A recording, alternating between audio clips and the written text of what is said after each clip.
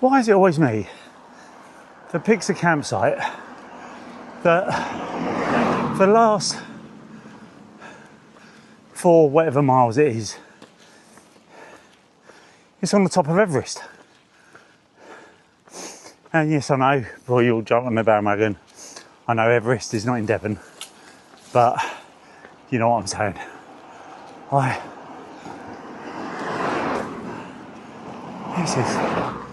It's a ridiculous hill. But remember, Dave, nothing like Scotland. Babyface hill this is. I laugh in the face of English hills. You want to go and see your big brother in Scotland, he'll teach you how to be a hill. I won't say it too much, so I know for a fact he's going to smash me in the face with another big hill. I'm going to invent a camera that justifies the steepness of hills, because I've got a theory, if I just look at this hill through the camera, it looks flat. Maybe that's the mind trick, but yeah, what a beast. I knew it. I took the piss out of that hill too early. It's just called all his little hill mates and they've morphed into the North Face.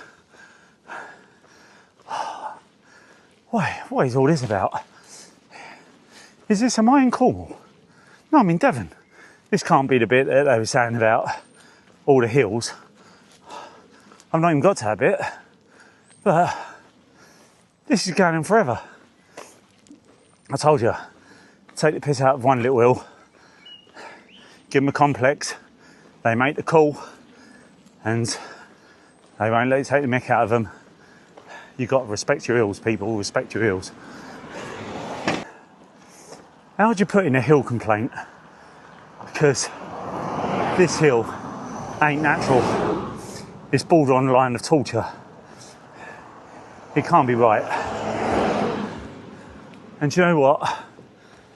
I don't want to swear on here, but I saw this little crest and I thought, result, got to the top.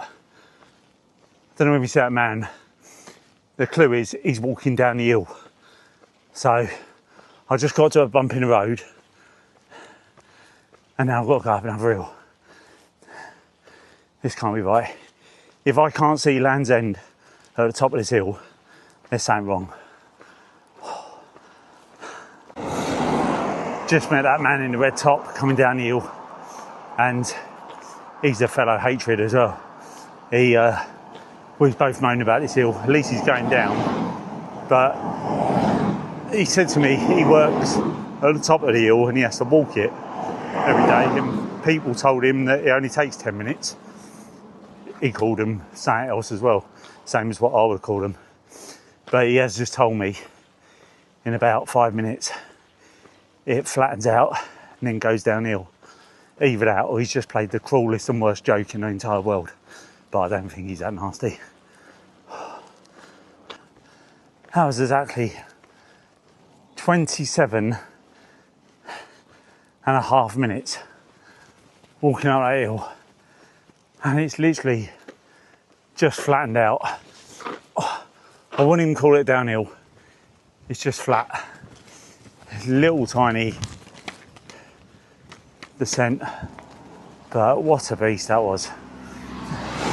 I think at the moment that wins the award for the hilliest hill since across the Scottish border, and up to day 20, we're on 7. So yeah, congratulations to that hill. You're in contention with Scottish hills. I've just hit 32 miles, or just over 32 miles. And I've just looked and I've got another 1.2 miles to this campsite. So today will be the furthest I've walked in one leg since I've started. And that's, I've got to be happy with that, considering how I've been feeling the last couple of days. Admittedly, I'm arriving later what I wanted to, and as you can hear, my shoulders are killing me. Just want to get this pack off. Yeah. I know my legs are going to seize up today. I haven't even got the energy to stretch. But I know now I've just said that, my physio will be all over that. I will be stretching, don't worry. It has done me a lot of good. But yeah, I just want to get my trainers off, this pack off, and this top off. Let's try and smash this 1.2 miles out. Just to prove my legs still do work. I'm just running down this nice hill. Got under a mile to go now. So, yeah. And look at that wind. See the flag flying? Got a nice breeze running down this hill.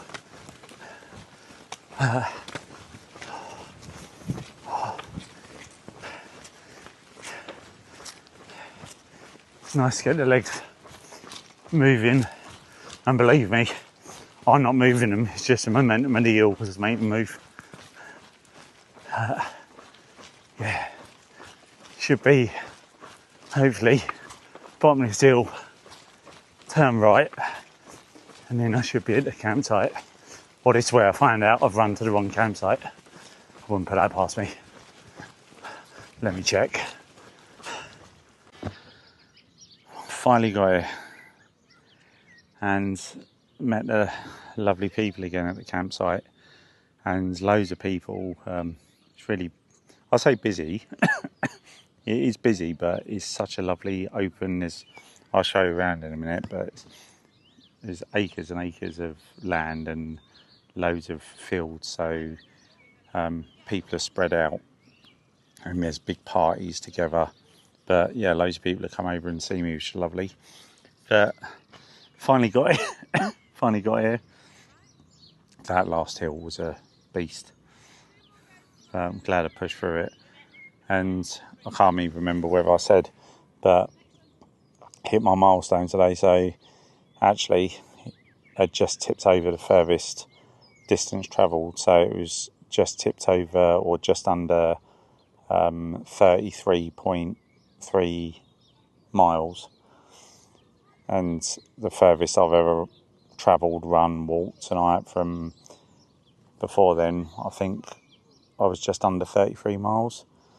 So yeah, it's crazy to think the last couple of days how tough it's been, and it's definitely been warm today, but there's the difference, the breeze and the shade makes a massive difference. I definitely wanted to stop when I hit like mile 21, 22, because your shoulders start hurting again, neck start hurting. But as I say, with that breeze and everything, it was just easy to motivate myself to push forward. And also chatting to loads of nice people en route, stopping and having quick conversations. Didn't manage to do any like interviews as such today, but that doesn't matter, because the people I did speak to, it's not always about putting on camera. And yeah, just made a nice flow for me. But we're here, just outside. Ironically, I was going to be stopping at Newton Abbot, but when I rung up, I feel like I've got a good feel for campsites now, the ones that, you know, are going to be welcoming, because again, this was the first one I looked at, gave them a call, couldn't get hold of them first of all, but then managed to contact them. But it was not in Newton Abbot, it was just on the outskirts of Torquay, so in between two. So that's why I ended up doing the extra 3.5 miles. But apart from that hill, that was fine. So I knew it was always nice when you know that you're travelling to a destination and you haven't got that stress. So all set up now, got a nice little pitch. Again, got toilets and showers here, which is great.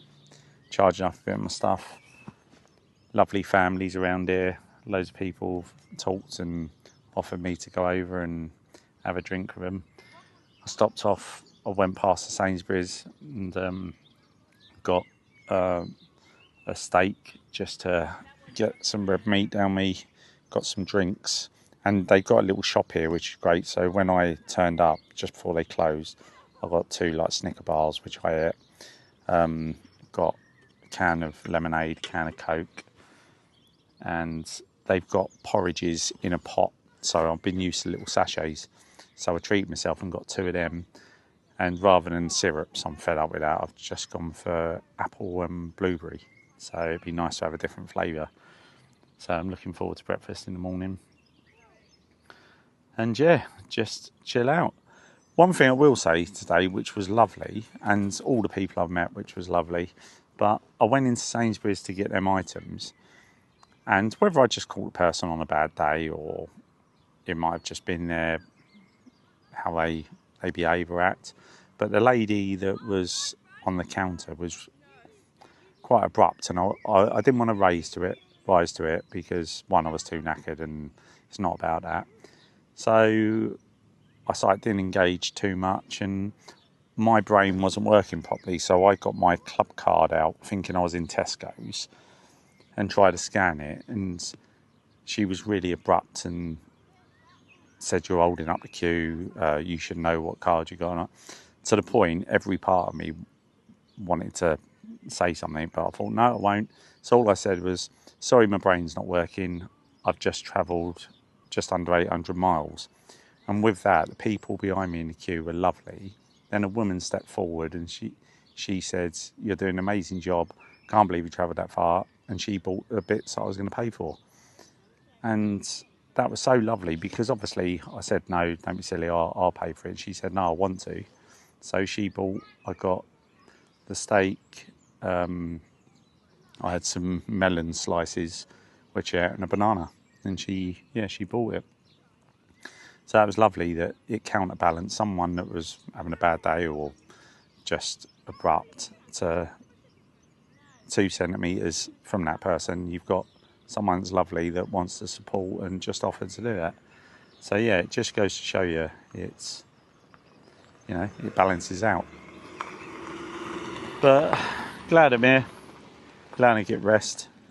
Off to, I think I've got to look at the map, but it's Plymouth tomorrow. I'm not sure how far it is away. I think that's another 30 miles. But again, we just play it by ear with the weather and everything. I'm going to get in the shower, get out of these clothes, freshen up a bit, and then put some dinner on, have that early. Well, say early. What's time now? Nearly 20 to 6. So have some dinner and then just chill out in as it gets cooler and get ready for tomorrow.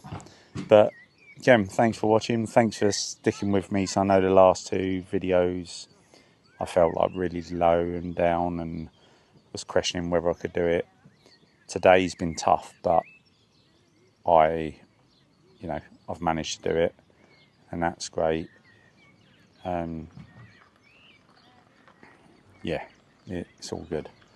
But anyway, thanks for watching. Thanks for subscribing and following me. Thank you for your donations, all your kind messages, as always. We're nearly there. 4 days left, and money's still being donated even as I arrived. I've still got to pay the cash in from the cash donations, so I'll do that on Friday. But remember, stay safe. Always talking therapy. I was the biggest skeptic against it, but actually what I found doing this is it does really help, even if you're recording yourself. I know it's uncomfortable, but just on your phone, just do a little video diary. You don't have to show anyone, don't have to play it back, but it is therapeutic. And so yeah, keep yourself safe. Remember, it's okay not to be okay. Remember, every step I'm taking is a step for you and a step for all of us. And yeah, see you on the next one tomorrow, and that'll be day was it, 28 tomorrow. So look after yourself, stay safe, and see you soon. So here I am at the Treacle Valley campsite, just located on the outskirts of Torquay. So in between sort of Torquay and Newton Abbot. It's just on a quiet lane, and actually it's a really nice, lovely, peaceful campsite, even with families here. It's just, you'll see how big it is in a minute.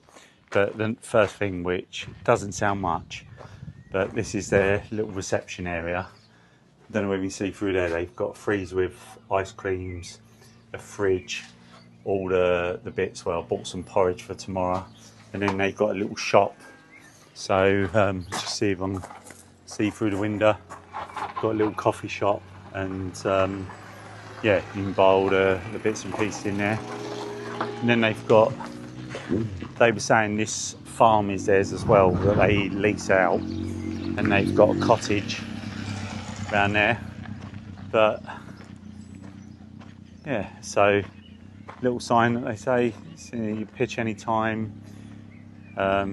So registration at the shop, no loud music, no fires, on grass, which I do. I've got a little table anyway, keep dogs on lead, all the normal stuff. So yeah, you can either book online or give them a call. That's what I done. But you can see how big it is.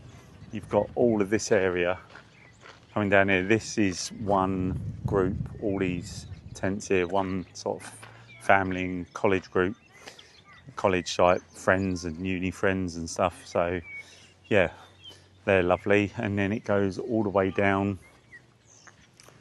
I'm not going to walk too far down because there's some kids playing there and I don't really want to get them on camera. But there's this field here, then you've got the field over there, so you can pitch up anywhere, and they've got another field over the other side. And then down here is the toilet and shower block.